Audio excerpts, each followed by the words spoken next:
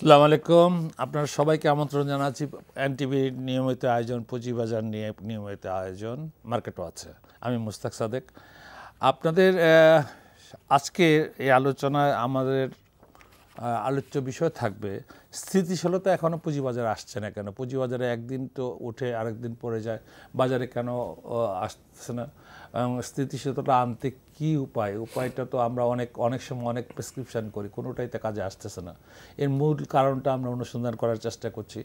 আজকে আমাদের সঙ্গে যিনি আলোচনায় মুখ্য ভূমিকা রাখবেন দুজন, তারা হচ্ছেন অধ্যাপক ডক্টর মুসা, উনি পুঁজিবাজার বিশেষজ্ঞ এবং অধ্যাপক ঢাকা ভার্সিটির।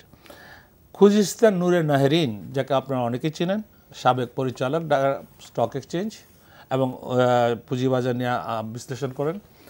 আজকে আমরা আলোচনা করব স্থিতিশীলতা না আসার মূল কারণটা কি। আমরা প্রথমে ধরে নিয়েছিলাম যে ধরেন বাংলাদেশ ব্যাংকের যদি এক্সপোজারের নিয়ে যে ব্যাপারটা ছিল সেটা নিয়ে আলোচনা করলে বাজারে আসল মুদ্রা কথাটা যেটা বেরিয়ে আসতেছে সেটা হচ্ছে যে বাজার থেকে বেশ কিছু টাকা চলে গেছে। টাকাটা কীভাবে গেছে সেটা আলোচনা আসবে। টাকা চলে যাওয়ার এবং টাকার নতুন ফান্ড কোনো ইনজেক্ট হয়েছে কিনা এই বিস্তারিত আলোচনা করব। ডক্টর মুসা, আমি যে কথাগুলি এতক্ষণ বলতেছিলাম যে পুঁজিবাজারের স্থিতিশীলতা না আসার তো একটাই কারণ আমার কাছে যেটা মনে হচ্ছে, আমি যেটা এতক্ষণ বললাম, আপনি কি মনে করছেন? আমি আগে কন্ট্রাডিকশন দিয়ে শুরু করি। ম্যাক্রো ইকোনমিক ভেরিয়েবলসগুলো খুব ভালো আমাদের দেশে। জিডিপির গ্রোথ রেট ভালো, ইনফ্লেশন নেমে আসছে, ইন্টারেস্ট রেট এতদিন পর্যন্ত ব্যবসায়ীরা যা বলছিল ডাবল ডিজিট ছিল, ব্যবসা করতে কষ্ট হচ্ছিল, সেটা নেমে আসছে। ব্যবসা প্রতিষ্ঠানগুলো ভালো প্রফিট করারই কথা এই এনভায়রনমেন্টের মধ্যে, এবং করছেও। কিছু কিছু কোম্পানি হয়তো রিপোর্ট করতেছেন না তত ভালো, তারপরেও বাজার আসলে উপরের দিকে না যেয়ে নিচের দিকে যাচ্ছে কেন? একটা বলতে হবে যে যারা বিনিয়োগকারী তাদের মধ্যে একটা হতাশা আছে। এই হতাশাটা অনেক দিনের। এই হতাশা ক্রিয়েট হয়েছে বড় রকমের একটা প্যাটার্ন থেকে। প্যাটার্নটা কি? যে আমরা দীর্ঘদিন ধরে দেখছি পুঁজিবাজারে শেয়ারের দাম বাড়ছে না, কমছে। পি রেশিও যতই কমছে তত আরও বেশি কমার দিকে যাচ্ছে। এরকম একটা এনভায়রনমেন্টে যারা শেয়ার বাজারে কেনাবেচা করেন তাদের কিন্তু অনেক লস হচ্ছে। এই লসটাকে রিকভার করতে পারছেন না। তো সুতরাং বাজারের মধ্যে নতুন কোনো বিনিয়োগকারী আসতেছে না। আর পুরনো বিনিয়োগকারীরা, স্পেসিফিকলি যারা সাধারণ বিনিয়োগকারী, ব্যক্তি বিনিয়োগকারী, তাদের অনেকেরই তো নেগেটিভ ইকুইটিতে তারা আটকে আছেন। তো যেই জায়গায় কাজটা হওয়া উচিত ছিল সেটা হলো ইনস্টিটিউশনাল ইনভেস্টার্স, প্রাতিষ্ঠানিক বিনিয়োগকারী যারা। আমি তাদের সাথে প্রাইভেটলি আলাপ করে যেটা বুঝতে পারলাম, তাদের আসলে সমস্যাটা হলো তারল্যের, তাদের টাকা নেই। আপনি তো শুনলাম যে ব্যাংকে অনেক টাকার ব্যাংকে অনেক টাকা আছে, কিন্তু ব্যাংকের টাকা তো সরাসরি বাজারে আসার মধ্যে একটা বড় রকমের প্রতিবন্ধকতা হলো এক্সপোজার। ওদের যে এক্সপোজার আছে, এমনি তো আমরা এক্সপোজার নিয়ে একটু আগে আপনি কথা বলছিলেন যে একটা ডেডলাইন ছিল, ওই ডেডলাইন এখন আর দরকার পড়বে না। এখন আর যাদের নাকি ওভার এক্সপোজার কিছুটা আছেও তাদেরকে আর শেয়ার বিক্রি করতে হবে না, এরকম একটা হিসাব চেঞ্জ করে এটা করেছে, বাংলাদেশ ব্যাংক করেছে। আমরা এতদিন মনে করছিলাম এটা বোধহয় একটা বড় কারণ, আসলে ওইটা বড় কারণ না। আমি যেটা মনে করি আর কি, বাজার সব দেশেরই বাজারের মধ্যে দেখবেন একটা বুল মার্কেট আছে আর একটা বিয়ারিশ মার্কেট আছে। আমরা একটা বিয়ারিশ স্পেলে চলছি। সত্যি কথা বলতে কি, আমাদের দেশের একটা আনসার্টেনটি তো আছেই, পলিটিক্যাল আনসার্টেনটিটা একটা বড় রকমের প্রবলেম ক্রিয়েট করছে। এই আনসার্টেনটিটা অনেক সময় আপনি দেখবেন ইনভিজিবলি কাজ করছে। আদারওয়াইজ যে কোনো বাজারে যাবেন, ইন্টারেস্ট রেট কমলে সাধারণত শেয়ার বাজারে ভালো হওয়ার কথা। এটার অনেক কারণ আছে, তাত্ত্বিকভাবে অনেক এক্সপ্লেনেশন করা যায়, কিন্তু এটা হচ্ছে না। তো না হলে যেটা হচ্ছে যে বাংলাদেশের শেয়ার বাজার অন্য বাজারের মতন না। বাংলাদেশের শেয়ার মার্কেটে যারা বেচা কেনা করেন বিনিয়োগকারী, তারা অন্য বাজারে যে সমস্ত বিনিয়োগ করে আছে তাদের মতন হয়তো বিহেভ করেন না। সেই জন্য আমরা যেটা প্রেডিক্ট করি সেই প্রেডিকশনটা ঠিক আসছে। ঠিক আছে। এখন যে জিনিসটা আমার কথার মধ্যে ছিল যে তারল্য সংকট বাজারে, আমরা তারল্য সংকটের কথা বলা হচ্ছে। আবার একটা জিনিস দেখতে পাচ্ছি, তারল্য সংকটের মধ্যে বাজার যেখানে সারাক্ষণ নিম্নগামী, সেখানেও পরিচালকরা লক্ষ লক্ষ শেয়ারের বিক্রয়ের অর্ডার দিচ্ছে। এটা স্ক্রিনে দেখতে পাচ্ছি। আপনার অ্যাজ এ স্টক ব্রোকার আপনি কি মনে করেন? ধন্যবাদ মুস্তাক ভাই আপনাকে। এটা আসলে আমাদের জন্য সাংঘাতিক দুর্ভাগ্যজনক। আমরা যদি মার্কেট দেখি, আজকের মার্কেট যদি দেখি, আমাদের আমি 2010টাকে বলবো এই কারণে যে 2010টা কিন্তু একটা টার্নিং পয়েন্ট। 2010 থেকে মার্কেট যে ফল করা শুরু হয়েছে, এখন পর্যন্ত কিন্তু অদ্যাবধি এই পতন কিন্তু চলছে।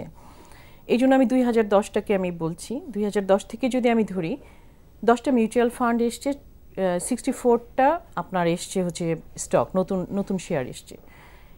এটার মধ্যে যদি আমরা খেয়াল করি, প্রায় 31টা শেয়ার আছে আপনার অফার প্রাইসের নিচে, 2010-এর পরে যেগুলো এসছে। এতগুলো শেয়ার এসছে, একদিকে হয়েছে কি টার্নওভার কিন্তু বাড়েনি। আর এই শেয়ারগুলো যে অফার দিয়ে এসেছিল, যেই প্রাইসে এসেছিল, এটা কিন্তু ওই প্রাইসে থাকতে পারেনি। অনেক শেয়ার আছে যে অর্ধেক হয়ে গেছে, অনেক শেয়ার আছে যে 1/3 হয়ে গেছে। আপনি এটার পিছনেও লজিক আছে যে শেয়ার মার্কেট, আমি আগেও বলেছি, অনেকবার বলেছি যে এমনিতেই এক্সপোজার লিমিটের একটা সংকট ছিল, এবং বাংলাদেশ ব্যাংক যদিও বলেছে যে সহযোগী প্রতিষ্ঠানগুলোর পেইড আপ ক্যাপিটাল বাড়ানোর মাধ্যমে এটাকে অ্যাডজাস্ট করে নিতে, কিন্তু কয়জন পারবে? কয়টা ব্যাংক? 3টা ব্যাংক আমি দেখলাম যে হয়েছে, পূবালী, এবি এবং মার্কেন্টাইল। আরও কিন্তু অনেকগুলো ব্যাংক বাকি আছে। নাম্বার 1। নাম্বার 2 হচ্ছে যে আপনার এটার মানেই কিন্তু তাদের সক্ষমতা বাড়েনি, তারা অ্যাডজাস্ট করছে। তাদের হয়তো বিক্রি করতে হচ্ছে না, প্রেশারটা কম আসছে, চাপ কম আসছে, কিন্তু তাদের কিন্তু নতুন করে যে সক্ষমতা বাড়বে, নতুন করে যে বিনিয়োগ করবে, এটা কিন্তু হচ্ছে না। আর জুজুর ভয় তো আছেই। আমাদের যেটা হয়েছে, একটা ভীতি কাজ করছে ভিতরে ভিতরে, আস্থাহীনতায় আছে। একদিকে আমি একটু বলি মুস্তাক ভাই, একদিকে হচ্ছে চরম লিকুইডিটি ক্রাইসিস, আর অন্যদিকে শেয়ার আসছে রেগুলার। এবং আপনি দেখেন যে এর মধ্যে 31টা শেয়ার কিন্তু জাঙ্ক শেয়ার। এরা কি করেছে, অনেকগুলো শেয়ার, রিসেন্টলি একটা শেয়ার এসছে, আপনি যদি দেখেন, ওইটার আসার আগে 2 টাকার উপরে ইপিএস ছিল, 2.5 টাকা। আসার পরের বছরে কিন্তু ইপিএস দেখেছে জাস্ট অর্ধেক। তার মানে আস্থা তো আরও হারাচ্ছে বিনিয়োগকারীরা। হ্যাঁ, আপনি 2-3 বছর আগে কয়েকটা শেয়ার এসছে, কিংবা গত বছরের লাস্টের দিকে একটা শেয়ার এসছে। এটাতে কি করছে ওরা? স্পন্সর ডিরেক্টর যারা আছে, তারা কিন্তু তারা রাইট শেয়ার দিচ্ছে, বোনাস শেয়ার দিয়ে তাদের শেয়ারগুলো বিক্রি করে দিচ্ছে। মার্কেটটাকে তারা ইউজ করছে, টাকা তুলে নিয়ে যাচ্ছে। এই যে নিয়ে যাচ্ছে, স্পন্সর ডিরেক্টররা অনেক সময় দেখা যাচ্ছে তাদের ম্যাক্সিমাম শেয়ার বিক্রি করে দিচ্ছে। এখানে একটা আইন হয়েছিল, একটা আইন লাস্টলি করা হয়েছিল, সিকিউরিটি এক্সচেঞ্জ একটা নতুন ল করেছিল যে স্পন্সরদের বেলায় বোনাস শেয়ার 1 বছর লক ইন থাকবে, তারপরেও দেখা যাচ্ছে অরিজিনাল শেয়ার লক থাকবে। কিন্তু আপনি যদি দেখেন গত 3 মাসের বা 6 মাসের যদি নিউজ দেখেন, তাহলে দেখবেন যে স্পন্সররা মানে তাদের শেয়ার কি হারে বিক্রি করেছে, কত লক্ষ লক্ষ কোটি, ইভেন কোটি শেয়ার বিক্রি করেছে। একটা শেয়ার বিক্রি হইলো কতদিন আগে 26 লক্ষ, এর আগে বিক্রি হলো একজনের 1 কোটি 80 লক্ষ, 1 কোটি 80 লক্ষ 3 টাইমস বিক্রি করলো। এইভাবে যে বাজারে লোড পড়তেছে, একটা প্রেশার, সেল প্রেশার। আপনি দেখেন মুসা ভাই, বাজারটা যখন স্টার্ট করে, প্রতিদিন বাজারটা মানে with a good mood start করে, বাজারটাকে আপ মোডে স্টার্ট করে, তারপর একটা অদৃশ্য শক্তির একটা সেল প্রেশার আসে। সেল প্রেশার আইসা বাজারটাকে এই প্রেশারটা সাস্টেন করতে পারে না। বাজারে ভলিউম নাই তো, কারণ হচ্ছে যে আপনার যদি ভলিউম থাকতো, আজ 5,000-10,000 কোটি টাকা টার্নওভার থাকতো, তাহলে এইসব কোনো ব্যাপার ছিল না। কিন্তু ভলিউমের দূরে, এর মধ্যে যদি এই হারে প্রেশার দেয়, যে কথাটা ম্যাডাম বলতেছিলেন যে বাজারের উপর থেকে, বাজার থেকে সাক করতেছে টাকা, এবং বাজার থেকে যে সেল প্রেশারটা আসতেছে, যে ইস্যুটা আসলো মাত্র, সেও যদি তার প্রাইস সাস্টেন না করতে পারে, তার বোনাস শেয়ার দিয়ে রাইট শেয়ার দিয়ে নিচ্ছে। এই ব্যাপারে আপনার বিশ্লেষণ কি? আচ্ছা, আমি যেটা মনে করি আর কি, আইপিওর যে কথাটা বলা হচ্ছে, আইপিওতে যখন বাজারে আসতেছে, যে সমস্ত কোম্পানিগুলো বাজারে আনেন, আমাদের বাজার যেটা রিয়াকশন করছেন, সেই রিয়াকশনের চাইতে বেশি দামে বাজারে বোধহয় ওরা শেয়ারগুলো আনছেন, এবং এই আনার জন্য প্রাথমিকভাবে কিছু ম্যানিপুলেশন হচ্ছে। যেমন ম্যাডাম যেটা বলতেছিলেন, বাজারে আসার আগে ওনাদের আর্নিংস পার শেয়ার হঠাৎ করে অনেক বেশি হয়, আর বাজারে যখন এসে যাওয়ার পরে দেখা যায় আর্নিংস পার শেয়ার নেই। তার মানে হয় আগেরটা বলছিল অথবা পরেরটা ম্যানিপুলেটেড করা হয়েছে। এই জিনিসগুলো আমাদের কিন্তু আসলে দেখার ব্যাপার আছে। যেমন ধরেন, এখন যদি একটা ফাইন্যান্সিয়াল সেক্টরের কোনো কোম্পানি ধরেন, তার অ্যাভারেজ পি রেশিও হলো 6-7। এখন একটা কোম্পানি যদি আসতে চায় বাজারের মধ্যে, তারা যদি বলল যে না, আমরা একটু প্রিমিয়ামে আসতে চাই, 15-16 টাকায় আসতে চাই, পুরাতন নিয়মে কিন্তু এটা অ্যালাউ করা যায়। তো অ্যালাউ আপনি করে দিলেন 15-16 টাকায়, আর বাজারে যারা কুশীলব, আমি যেটা বলবো আর কি, যারা আন্ডার রাইটার, তারা যদি এর মধ্যে কিছু মেকানিজমস করে বাজারে শেয়ারটা নিয়েই আসলো, কিন্তু পরে গিয়ে যখন পি রেশিও কমে যাবে ওটার, তখন কিন্তু প্রাইস অনেক হারিয়ে গেল। ডক্টর মুসা, এটা নিয়ে আমি আমার একটা অনুষ্ঠানে আলোচনা করেছিলাম যে হু ইজ রেসপন্সিবল। আপনারা একটা শেয়ার বাজারে মার্চেন্ট ব্যাংক ইস্যুয়ার এর সঙ্গে যুগসাজুসে একটা শেয়ার নিয়ে আসলো উইথ দ্য প্রাইস অফ মানে 15 টাকা 20 টাকা প্রিমিয়াম দিয়ে নিয়ে আসলো। সেই 6 মাসের মধ্যে সেই প্রাইসটা সাস্টেন করে না। তো এটার জন্য তোরা তো ডিউ ডিলিজেন্স একটা সার্টিফিকেট দিচ্ছে, ইস্যুয়ার প্রথম দিচ্ছে, তারপরে দিচ্ছে আপনার ম্যানেজার টু ইস্যু, তারপর অডিটর সাহেব দিচ্ছেন, তিনজন দিচ্ছেন, তার উপরে সিকিউরিটি এক্সচেঞ্জ কমিশন মানে পারমিশন দিচ্ছে। এতগুলো সেক্টর পার হয়ে আসার পরে আমাদের এই সাধারণ বিনিয়োগকারীরা কি অপরাধ যে তা তো মনে করে যে এই ডিউ ডিলিজেন্স পাইছি, এরা সব মানে সার্টিফিকেট দিছে যে যা বলি আছে সত্য বলি আছে, সত্য বই মিথ্যা বলি নেই। এই তো সার্টিফিকেটগুলো এইভাবে বলা হয়েছে প্রসপেক্টাসের মধ্যে। সেই প্রসপেক্টাসটা যখন স্ট্যান্ড করে না 6 মাসও, তখন এই সাধারণ বিনিয়োগকারী কোথায় যাবে? সাধারণ বিনিয়োগকারী যেটা করতে পারে, কিছু সময়ের জন্য আইপিওতে সাবস্ক্রাইব নাও করতে পারে। Thank you. আমি একটু বলি, থ্যাংক ইউ। হ্যাঁ, মুসা ভাইয়ের সাথে একটু বলি যে এখানে কিন্তু উনি যেটা বললো যে সাবস্ক্রাইব যদি না করে তাহলে বেটার হতো, কিন্তু আইপিওর ক্লায়েন্ট এবং সেকেন্ডারি মার্কেটের ক্লায়েন্ট কিন্তু মুস্তাক ভাই আলাদা, দুই রকম। আইপিওতে যারা ইনভেস্ট করছে তাদের কিন্তু ওইভাবে লস নাই, তারা আসছে শেয়ারটাকে ধরেন একটা শেয়ার 35 টাকাতে কিনলো, এখানেও আবার একটা ম্যানিপুলেশন হয় 2-3 দিনের জন্য। ওরা হয়তো 35 টাকা শেয়ারটা 70 টাকায় সেল করে চলে গেল, এই 70 টাকা যে আসলো এই শেয়ারটা দেখা যাচ্ছে যে কয়েকদিন পরে 25 টাকায় নেমে যাচ্ছে, কিন্তু এই দায়ভার কিন্তু সেকেন্ডারি মার্কেটের বিনিয়োগকারীদের। তবে আমি টাকাটা দুই ভাবে গেল, একবার হলো স্পন্সর ডিরেক্টররা, আরেকবার যাচ্ছে প্রাইমারি আইপিওর যারা বিনিয়োগকারী ছিল তারা, এবং ক্ষতিগ্রস্ত হচ্ছে আমরা যারা সেকেন্ডারি মার্কেটে ইনভেস্ট করছি, আমাদের সাধারণ বিনিয়োগকারীরা যারা আমাদের সাথে আছে সেকেন্ডারি মার্কেটে। তো এইভাবে কিন্তু টাকাটা উঠায় নিয়ে যাচ্ছে। এখন যে জিনিসটা হচ্ছে যে যেহেতু ওনাদের ডিউ ডিলিজেন্স সার্টিফিকেট দিয়ে আসে, তারা অবশ্যই তাদেরকে আইনের আওতায় আনতে হবে। একটা ফিনান্সিয়াল রিপোর্টিং ও কিন্তু হয়েছে, কিন্তু কাউন্সিল বোধহয় হয়নি। আমার হিসেবে হচ্ছে যে খুব ফাস্ট দ্রুত এই কাউন্সিল গঠন করা উচিত এবং এদেরকে সার্ভিলেন্সের আওতায় আনা উচিত এবং এদেরকে আপনার জবাবদিহিতার আওতায় আনা উচিত অতি সত্বর। না হলে কিন্তু এই মার্কেটকে রক্ষা করা মানে অনেক বেশি ডিফিকাল্ট হবে। এবং আমি আমাদের রেগুলেটরি বডির কাছেও আমি বলবো আমরা এই অনুষ্ঠানের মাধ্যমে যে তাদের আরেকটু বেশি মনিটর করা উচিত কোম্পানিগুলোতে, যে কোম্পানিগুলো দেখা যে তারা আগে দিয়েছে, আসার আগে এই তথ্য দিয়েছে, আসার আগে এই ইপিএস দিয়েছে, তাদের গ্রোথ দেখিয়েছে, আসার পরে দেখা যাচ্ছে যে গ্রোথ কমে গেছে, ইপিএস কমে গেছে, তাদের ব্যবসা শুধু লস দেখাচ্ছে। তো এগুলো কারণটা কি? হয় আগে সে মিথ্যা কথা বলেছে অথবা পরে মিথ্যা কথা বলছে, মিথ্যা তথ্য দিচ্ছে। মানে আমি আপনাকে একটা জিনিস উদাহরণ দিচ্ছি, একটা মানে সরি স্যার আমাকে কথা বলতে হচ্ছে। একটা প্রসপেক্টাসে দেখানো হলো, প্রসপেক্টাসটা মনে করেন 12 সাল 13 সাল 14 সাল মানে তারা দেখাইছে যে 2 টাকা 3 টাকা ইপিএস, 2 টাকা 82 পয়সা 2 টাকা 83 পয়সা, এর নিচে দেখায় নাই। 14 সালে মানে প্রসপেক্টাস দেখায় সে বাজারে ইস্যুটা আনছে, এখানে ডিউ ডিলিজেন্স বড় ডিউ ডিলিজেন্স দিচ্ছে সবাই, দেওয়ার পরে শেয়ারটা বাজারে উইথ এ প্রিমিয়াম অফ একটা ভালো অঙ্কের প্রিমিয়াম নিয়ে বাজারে আসলো। আসার পরে 6 মান্থস প্রাইসটা সাস্টেন করলো না, এবং এরপরে ইপিএসটা দেখানো হলো 1 টাকা 42 পয়সা, 1 টাকা 14 পয়সা। আপনি বলেন কাকে ধরবেন, কাকে দায়ী? আমরা এটাকে বলি ইনভেস্টার প্রোটেকশন নামে একটা কিছু কথা আছে শেয়ার মার্কেটে। আমাদের শেয়ার মার্কেটের ইনভেস্টাররা প্রোটেক্টেড না কাদের কাছ থেকে? যারা নাকি রক্ষক তারা ভক্ষক হয়ে যান। আসলে প্রত্যেকটা কোম্পানির কিন্তু একটা বোর্ড অফ ডিরেক্টরস আছে, এটা ইনসাইডার শেয়ার হোল্ডাররা কন্ট্রোল করেন। ওনারা যদি ইচ্ছে করেন অনেক কিছু ইনফরমেশন চেঞ্জ করতে পারেন, আমরা যেটাকে ম্যানিপুলেশন বলি। অনেক সময় তাদের স্বার্থে এই সমস্ত ইনফরমেশনগুলো এমনভাবে ম্যানিপুলেট করেন, যখন কিনতে হবে তখন এক ধরনের ইনফরমেশন বাজারে আসে, আর যখন তারা বিক্রি করতে চাইবেন বিক্রি করার আগে আরেক ধরনের ইনফরমেশন তারা দিতে পারেন। এটা নিয়ে কিন্তু খুব বড় রকমের স্টাডি হচ্ছে আমেরিকাতে, এবং ওই স্টাডির রেজাল্ট হলো রেগুলেটরি এনভায়রনমেন্ট এমনভাবে করতে হবে যাতে এই যে লোকগুলো যারা নাকি আসলে সাধারণ বিনিয়োগকারী যারা আছেন তাদেরকে রক্ষা করবে। আমাকে একটা ছোট্ট বিরতিতে যেতে হচ্ছে। আচ্ছা, তো বিরতি একটু পরে নিচ্ছি। আচ্ছা, বলেন বলেন।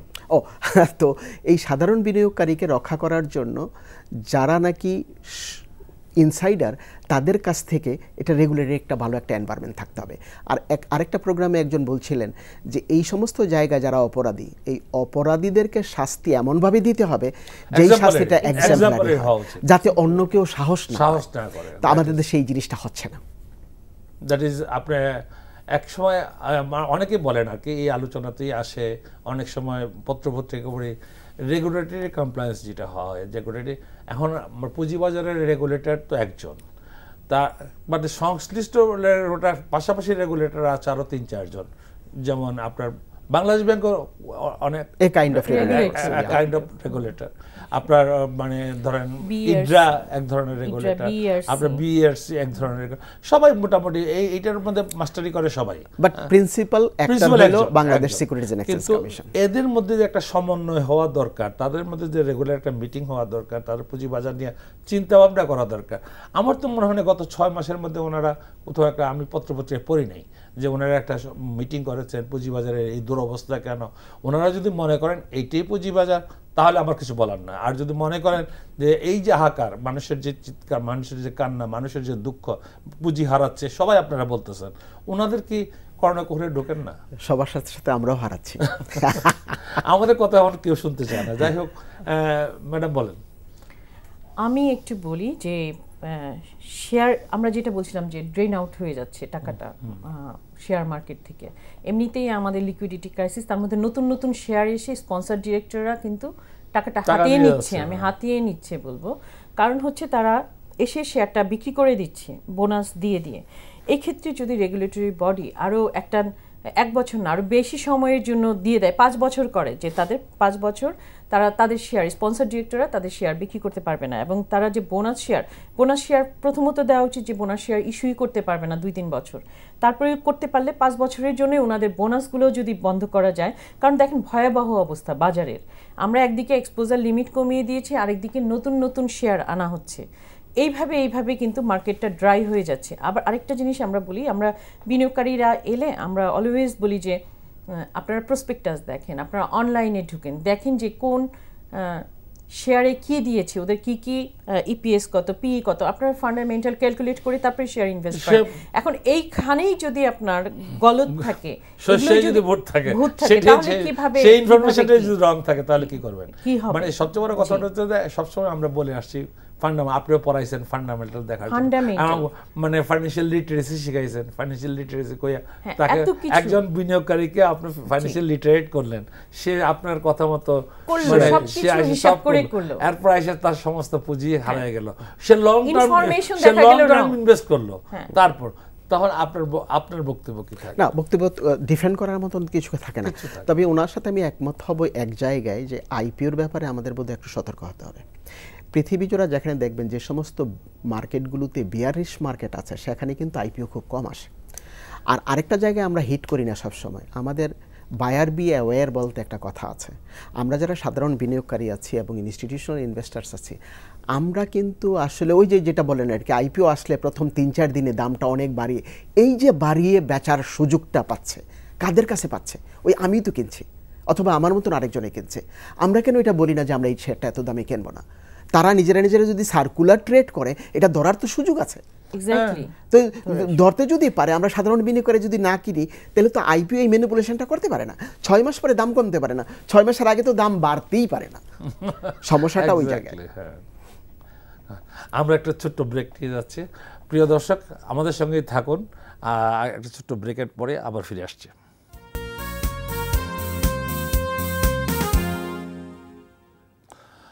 প্রিয় দর্শক, আমরা আজানের বিরতির পর আবার ফিরে আসছি আলোচনায়। আমরা যে আলোচনাটা ছিলাম, সেখানে একটা জিনিস ডক্টর মুসা, যে সিকিউরিটি এক্সচেঞ্জটা নতুন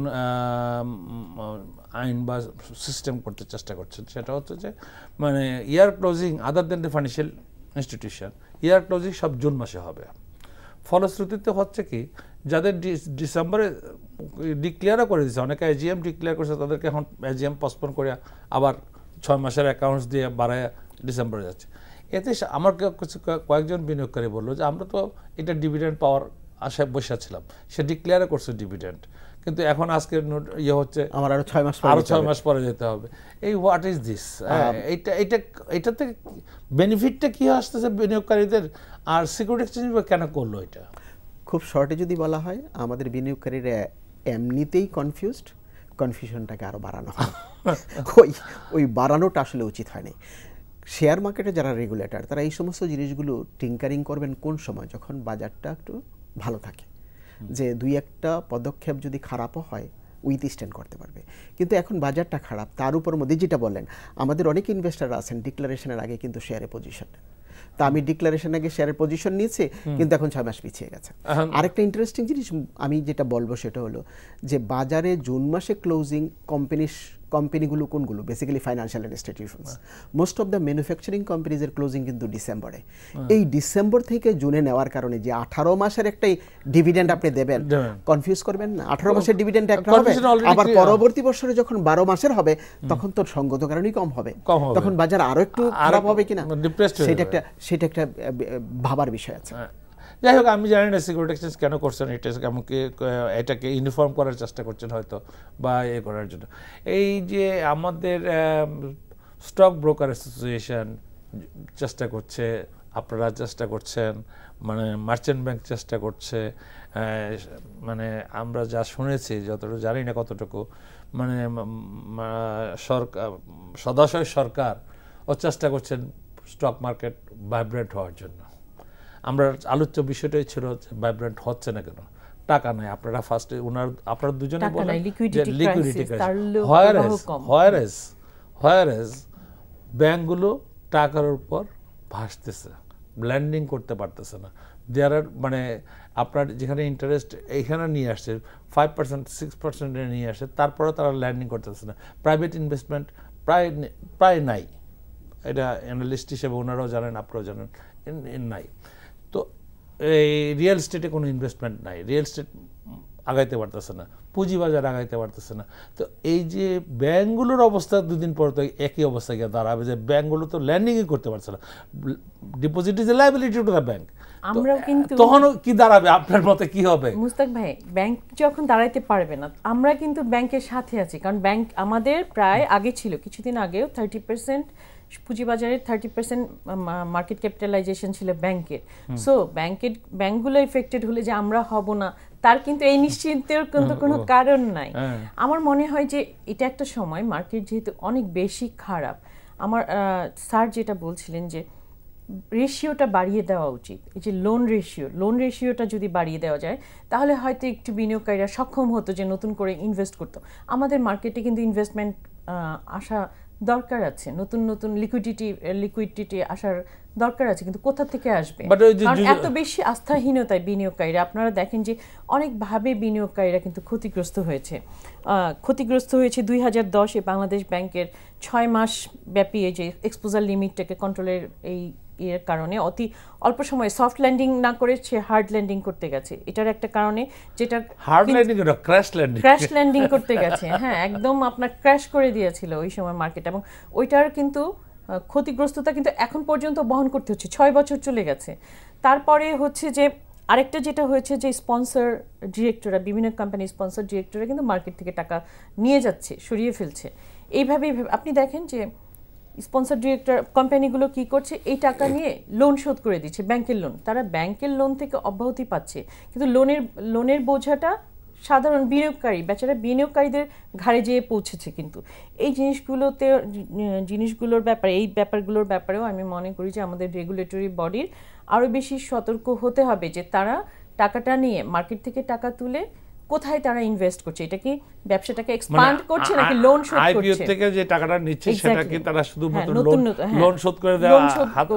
আমি আরেকটা কথা বলবো মুস্তাক ভাই, আমরা 2010-এর পরের কথাগুলো বলছি। 2010-এও যে অনেকগুলো কোম্পানি আছে ওটিসি মার্কেটে চলে গেছে, যেগুলোর কোনো হিসাব খুঁজে পাওয়া যাচ্ছে না, তাদের স্পন্সর ডিরেক্টরদেরকেও পাওয়া যাচ্ছে না। আমি মনে করি তাদেরকেও আইনের আওতায় আনতে হবে।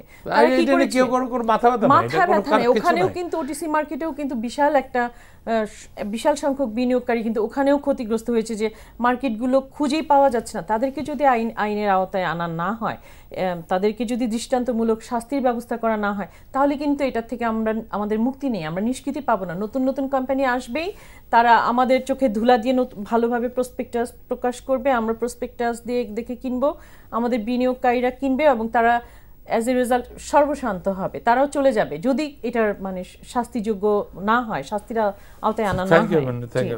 একটা জিনিস কি, এই যে ব্যাংকের থেকে present situation of the banks, যা গভর্নমেন্ট বোরোয়িং অ্যান্ড গভর্নমেন্ট বন্ডের মধ্যে ইনভেস্টমেন্ট ছাড়া ব্যাংকে প্রাইভেট ইনভেস্টমেন্ট বা প্রাইভেট ইকুইটিতে খুব বেশি ব্যাংক ইনভেস্ট করতে পারছে বলে আমার মনে হচ্ছে না। তাহলে শুধুমাত্র গভর্নমেন্ট বোরিং হচ্ছে, গভর্নমেন্ট বন্ড নিচ্ছে, গভর্নমেন্ট কি করতেছে।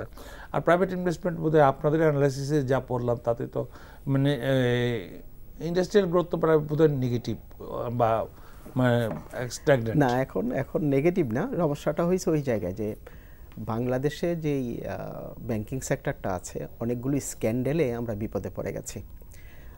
সেই কারণে ব্যাংকগুলো সতর্ক, সবাইকে এখন আর লোন দিতে চাচ্ছে না, চাপ আছে। একটা জিনিস আপনি বোঝেন, যদি স্ট্যাটিস্টিক্স ভুল না হয়ে থাকে, আমাদের এই বছর জিডিপির গ্রোথ রেট হবে IMF এর এবং ওয়ার্ল্ড ব্যাংকের কথা অনুসারে 6.5%, বাদ দিলাম আমি সরকারের 6.5%। গভর্নমেন্ট বলতেছে 7% প্লাস, গভর্নমেন্ট বলতেছে 7%, হলেও তো অনেক ভাই, আমার কথা হলো অনেক। আচ্ছা, এই 6.5% গ্রোথ রেট করতে হলে আপনার ম্যানুফ্যাকচারিং সেক্টরের গ্রোথ রেট হবে 10%। আর আমরা যে সমস্ত কোম্পানির শেয়ারগুলো কিনছি এগুলো তো ম্যানুফ্যাকচারিং সেক্টর আর ফাইন্যান্সিয়াল সেক্টর। বুঝলাম ফাইন্যান্সিয়াল সেক্টর খুব খারাপ করতেছে, ম্যানুফ্যাকচারিং সেক্টর তো ভালো করার কথা। আরেকটা ইম্পর্টেন্ট জিনিস আপনাকে বলছি, আমাদের দেশে এক্সপোর্ট কিন্তু এই বছরও গ্রো করবে 10% হারে, অলরেডি প্রেডিকশন আছে এবং 10 মাস তো চলেই গেছে, সেই দিকে আমরা যাচ্ছি। আমাদের দেশে টেক্সটাইল সেক্টরের অনেকগুলো কোম্পানি আমাদের স্টক মার্কেটে আছে, তো ওরা যদি এক্সপোর্ট যদি গ্রো করে 10%, ওদের গ্রো করা উচিত তো 10%-এর বেশি, তার কারণ তারা বড় বড় কোম্পানি। তো সেই সমস্ত কোম্পানির যদি আপনি ফাইন্যান্সিয়াল রিপোর্ট দেখেন, সিচুয়েশন ইজ ভেরি ব্যাড। কেন? এখানেই আসল প্রশ্নটা। কারণটা হলো একটা কারণ বোধহয় হইতে পারে, গত বছর পর্যন্ত AIT যেটা দিত, অ্যাডভান্স যেটা ট্যাক্সটা দিত, সেটা ফাইনাল ধরে নিত। তার মানে আপনি এক্সপোর্ট যা করবেন এক্সপোর্টের উপর একটা সার্টেন অ্যামাউন্ট কেটে দিত এবং তারপরে আর ট্যাক্স দিতে হইতো না। এই বছরের এই ফাইন্যান্সিয়াল এটা বলা হয়েছে যে না, তাদেরকে আবার ট্যাক্স দিতে হবে, কর্পোরেট ট্যাক্স। হ্যাঁ, ব্যাট তো ওইটা তো অ্যাডভান্স AIT হিসেবে দিয়েছে, তারপরে সেই হিসাব করে যদি তার প্রফিট বেশি হয় তাইলে প্রফিটের উপরও ট্যাক্স দিতে হবে। এখন অনেক কোম্পানি দেখতেছেন যে আমি যেটা দিয়েছি অ্যাট সোর্সে কেটে নিয়ে গেছে, সেই পর্যন্ত যদি আমি ট্যাক্স রাখতে পারি তাহলে তো আমার নতুন ট্যাক্স দিতে হয় না। সুতরাং তারা হয় যেহেতু এক্সপোর্টের আর্নিংস আনতেছে কিন্তু এখন দেখাইতে হবে কম প্রফিট, এক্সপেন্ডিচার বাড়াই দিয়ে প্রফিট কম দেখাচ্ছেন। গত বছর যেটা দেখাচ্ছেন সেই কোম্পানিটা এই বছর অনেক কম টাকা প্রফিট দেখাচ্ছে। তা আলটিমেটলি কী হয়েছে, শেয়ার মার্কেট একটা নেতিবাচক প্রভাব বিস্তার করেছে। এখানে একটা মানে কথা এইভাবে আসছে যে এই যে ফাইন্যান্সিয়াল ইনস্টিটিউশনগুলো এরা কিছুটা শাই ফিল করতেছে, কিছুটা দেখে মানে ওয়েট অ্যান্ড সি করতেছে, যাচ্ছি মানে আরেকটু দেখে নেই বাজারে কোথায় গেস্ট ইয়েটা হয়, বাজারের ভলাটিলিটিটা মাপতে চেষ্টা করতেছে। এর মধ্যে থেকে একটা জিনিস আসার আলো যেটা, সেটা হচ্ছে যে ফরেনাররা কিন্তু এখনো বাজারে কোনো তেমনভাবে ইয়ে করে নাই, আনলোড করে নাই এখনো স্টিল আমি যেটা জানি আর কি, এখনো ফরেনাররা কিছু কিছু শেয়ার কিনতেছেন। যে ভলিউমটা দেখেন তার মধ্যে ফরেনারদের এই ট্রানজ্যাকশনটাই না, ইনফ্যাক্ট এই সময়টাই তো তারা কিনবে। কিন্তু আমাদের ইনস্টিটিউশনগুলো আপনি যে এক্সপোজার দুহাই দেওয়ার নট নেসেসারিলি যে বসে আছে এক্সপোজার নাই, অনেকেই আছে, অনেক ব্যাংক আছে যারা 1,000-2,3 কোটি টাকা তো ইজিলি তারা ইনভেস্ট করতে পারে। আমার হিসাব মতো যে ব্যাংকগুলোর এক্সপোজারের যে এখন অবস্থান আছে, শেয়ার প্রাইস যেভাবে নেমে আসছে, সে এক্সপোজার লিমিট তার পেয়ে গেছে। সে মানে আরও একটা ব্যাংক যদি 400-500 কোটি টাকা করে ইনভেস্ট করে তাহলে তো কয়েক হাজার কোটি টাকা ইনভেস্ট করতে পারে। কিন্তু তারা সবাই দেখছি করবো, যখন নামবে তখন সবাই একত্রে নামে, বাজার একটা হুলস্থুল কাণ্ড হয়ে যাবে। আমি একটু বলি মুস্তাফা ভাই, এখানে যেটা হয়েছে কি, ওই যে একটা বার আছে যে 21শে জুলাই যেটা আর কি করেছে, এদের কাছে প্রচুর শেয়ার আছে, সব ব্যাংকে কিন্তু সক্ষম না। যাদের কাছে টাকা আছে তারাও করছে না যে আমরা যদি ইনভেস্ট করি ওরা মেরে দিবে, এই একটা কারণ, জুজুর ভয়তে 21শে জুলাইয়ের ব্যাপারটা তো নাই, কিন্তু ওইটাও মনে করছে যে মার্কেট তো আপ হচ্ছে না, তাহলে আমি ওই যে আস্থাহীনতা যে জিনিসটা আজকে ফাইন্যান্সিয়াল এক্সপ্রেসের লিড নিউজ আছে, আপনার কথাটা ঠিকই বলছেন যে মারে যাওয়ার মতো একটা ভয় আছে, সেই জুজুর ভয়টা বিক্রি করে দিবে, আরেকজন বলতেছেন যে বাজেটে দেখি না কি হয়, বুঝলেন, কেউ বলতেছেন সামনে রমজান, যে এই যে কথাগুলো এগুলো তো সবসময় থাকবে এবং এর মধ্যে বাজার উঠতেছে এবং বাজার উঠবেও, এবং এই যে কেন বাজার পড়ে যাচ্ছে, কেন আমরা সূক্ষ্ম চিন্তা ভাবনা করেও তো আমরা তেমন কিছু একদম পিন পয়েন্ট করতে পারতেছি না যে দিস ইজ দ্য রিজন বাজার পড়ে যাওয়ার। এতদিন বলছি আমরা এক্সপোজার, এখন বলছি ওইটা নতুন শেয়ার, এতদিন বলছি আইপিও দিয়ে স্ল্যাব করে দেওয়া হয়েছে। তো সব কিছুর মূলে আমি যেটা দেখলাম, আমার এতদিনের এক্সপিরিয়েন্স, আমি যেটা দেখলাম যে হ্যাঁ বাজার থেকে যেভাবেই হোক দিস ওয়ে দ্যাট ওয়ে বাজারটাকে ড্রাই আপ করে ফেলানো হয়েছে। বাজারে সত্যিকার অর্থে লিকুইডিটির সিরিয়াস ক্রাইসিস হয়ে গেছে। সাধারণ বিনিয়োগকারীদের কাছে টাকা নেই, যা দিয়েছিল সব খোয়াইছে, এবং বাজারে কোনো তেমনভাবে সেটার জন্য মানে সরকার যেটা আমরা মানে চাচ্ছি না, দান দক্ষিণা কথা বলছি না, মানে এই স্টক এক্সচেঞ্জ স্ট্র্যাটেজিক ফান্ড একটা করতে পারে, হ্যাঁ, যে সরকার এই মুহূর্তে একটা ফান্ড করতে পারে, যেমন একটা 500 কোটি টাকার একটা ফান্ড করছিল, এটা হদিসও নাই, এমন একটা ফান্ড করতে পারে যে এই মানে মুহূর্তে বাজারকে একটা সাপোর্ট দেওয়ার জন্য, যখনই বাজার সাপোর্ট চলে আসবে তখন এই ফান্ড দিয়ে বাজারকে স্টেবিলাইজ করবে। ক্যাপিটাল মার্কেট স্টেবিলাইজেশন ফান্ড একটা যদি সরকার দরকার করে এখন এই মুহূর্তে, সরকারও পয়সা কামাবে, মার্কেটও স্টেবল হবে। আপনি একটা জিনিসটা কথাটা বুঝছেন, যদি এখন মনে করেন 2-3,000-5,000 কোটি টাকা নিয়ে, বেশি না তো, সরকারের তো হাজার কোটি টাকা বিভিন্নভাবে বিভিন্ন সময় গেছে। আজকের ব্যাপারে বললাম 40,000 কোটি টাকা রাইট অফ করছে, 40,000 কোটি টাকা স্যার রাইট অফ হয়েছে। আচ্ছা, আপনার আমরা 5,000 কোটি টাকার একটা ফান্ড, 5,000 কোটি টাকার, এমন বড় কিছু না, 5,000 কোটি টাকার স্টক মার্কেট স্টেবিলাইজেশন ফান্ড, এইটা করে দিয়ে সরকারি সংস্থা দিয়ে বা সরকারের মানে অর্গান দিয়ে বাজারটাকে স্টেবল করো। আবার যখন বাজার বাবল ক্রিয়েট হবে তখন এখান থেকে উনি শেয়ারটা না, আমার যেটা কথা আর কি, যে আমরা এরকম ফান্ড ক্রিয়েট করতে দেখেছি এবং এটি ইমপ্লিমেন্ট করেছিলেন আইসিবি এবং সরকারি কিছু ব্যাংক। আমি ওটার বিপক্ষে, তার কারণ সরকারি দিয়ে হবে না, এটা কম্পিটিটিভ হতে হবে। The fund should be available for যারা নাকি non government merchant banks also, তাইলে হবে কি একটা কম্পিটিশন হবে। আইসিবিকে যদি শুধু দিয়ে দেন, সোনালী ব্যাংক, দে আর ইনহেরেন্টলি ইনএফিশিয়েন্ট। করাপশন তো আরেকটা জিনিস আছে, তখন তাদের প্রফিটের জন্য চিন্তা করতে হয় না, প্রফিটের জন্য তাদেরকে চিন্তা করতে হয় না, তারা অন্যভাবে। সুতরাং এটাকে যদি আপনি অ্যালাউ করেন, যে একটা মেকানিজমস তৈরি করেন, যে এই মেকানিজমসে যে কোনো একজন এই টাকাটা ব্যবহার করতে পারবে। এই যেমন ধরেন যেটা হতে পারে যে এক্সপোজারের মধ্যে আসবে না, মার্চেন্ট ব্যাংকগুলো বা স্টক ব্রোকারগুলো যদি মার্জিন লোন হিসেবে এই টাকাটা ব্যবহার করতে চায়, দিতে চায়, তারা টাকাটা নিতে পারবে। শর্ত থাকে কি, এই মার্জিন লোন ব্যবহার করে যে সমস্ত শেয়ারগুলো কেনা হবে, এই শেয়ারগুলো দায়বদ্ধ থাকবে যেই ফান্ড থেকে তারা নিছেন, সেই ফান্ডে ট্যাগ ইন করে দেন। তো যেই মুহূর্তে টাকা আসবে না, সেই মুহূর্তে শেয়ারগুলো বিক্রি করে দিয়ে তারা টাকা নিয়ে নেবে। ওই মেকানিজম যদি আপনি করতে পারেন, তাইলে কিন্তু বাজারটা ভালো হবে। আদারওয়াইজ ফান্ড যত বেশিই করেন, যদি সরকারি প্রতিষ্ঠানকেই বলা হয় এটাকে ইমপ্লিমেন্ট করার জন্য, তারা কিন্তু বাজারটাকে আবার ম্যানিপুলেট করবেন। ওরা অনেকটা করেছে না, সরকারি প্রতিষ্ঠান বলি না, আমি বলছি সরকার একটা ফান্ড দিয়ে, মানে মার্কেট স্টেবিলাইজেশন ফান্ড, আমি এইটা বলছি। সেটাকে মার্কেট যখন বাবল হবে তখন বিক্রি করে দিবে বা কুল ডাউন করবে। আবার এখন মার্কেট ব্যারিশ অবস্থায় আছে, একদম তলার নিচে চলে গেছে, এখন একটু সাপোর্ট দিবে বাজারে। মুস্তাক ভাই, আমি একটু স্যারের সাথে একটু কমপ্লিমেন্ট করি, স্যারের সাথে। সেটা হচ্ছে যে আমাদের দেশে 25% করেছে, কিন্তু পার্শ্ববর্তী দেশ ইন্ডিয়াতে ওখানে কিন্তু 40% আছে এক্সপোজার লিমিট ব্যাংকগুলোর, মার্চেন্ট ব্যাংকগুলোর। তাহলে আমাদের দেশে এখন যেহেতু অনেক টাকা আছে, অলস টাকার পাহাড় গড়ে উঠছে ব্যাংকগুলোতে, তাহলে এক্সপোজার লিমিটটা বাড়ালে সমস্যাটা কি হয়? এক্সপোজার লিমিট বাড়াইলে, এগুলো তো এক্সপোজার লিমিট বাড়াইলে যে ওনারা আসবে, ইনস্টিটিউশন আসবে, হোয়াট ইজ দ্য গ্যারান্টি? তখন তো না, ওইটা তো ওই গ্যারান্টি তো আমরা কাউকেই দিতে পারি না, ব্যাংকগুলোকে আমরা যেমন দিতে পারি না। আমার কাছে যেটা মনে হয়, ব্যবসা যেখানে আছে সেখানেই যাবে। আপনি যদি একটা ফান্ড দিয়ে মার্কেটকে স্টেবল করতে পারেন, মার্কেটকে স্টেবল করেন, তখন সবাই আসবে। আমি আরেকটু বলি, তখন টাকার অভাব হবে না। তার আগে এই যে আমাদের যে নিয়ে যাচ্ছে, ড্রেন আউট হয়ে যাচ্ছে, এটাও বন্ধ করতে হবে। এগুলো যদি আপনি বন্ধ না করেন তাহলে কিন্তু আপনি যত টাকাই দেন মার্কেটে ঢালেন সবই ড্রাই হয়ে যাবে। আপনার ইয়েগুলো বন্ধ করতে হবে, যে কোন দিকে টাকা চলে যাচ্ছে, কিভাবে চলে যাচ্ছে, ড্রেনেজগুলো বন্ধ করতে হবে আগে। ড্রেনেজগুলো বন্ধ করে তারপরে আপনার আনতে হবে। আমি আইরনিটার কথা বলছি। আমরা বলি যে primary market is the complement for the secondary markets, কিন্তু সময় আসছে for a certain period of time আইপিওকে বন্ধ করে দেওয়া।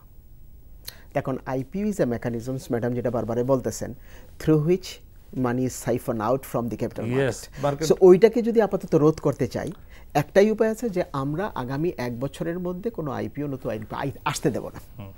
তাইলে হয়তো সেকেন্ডারি মার্কেট স্টেবল হইলে তাইলে আপনারা 2 মিনিট 2 সেকেন্ড বলেন। আমি স্যারের সাথে একটু দ্বিমত পোষণ করি। আমি মনে করি যে মার্কেটের ডেপথের জন্য এবং মার্কেট অ্যাক্টিভ থাকার জন্য আইপিও আসার দরকার আছে, কিন্তু এনশিওর করতে হবে যে অবশ্যই ভালো আইপিও, ভালো যাতে হয়, এটা যাতে কোনো রং। Thank you.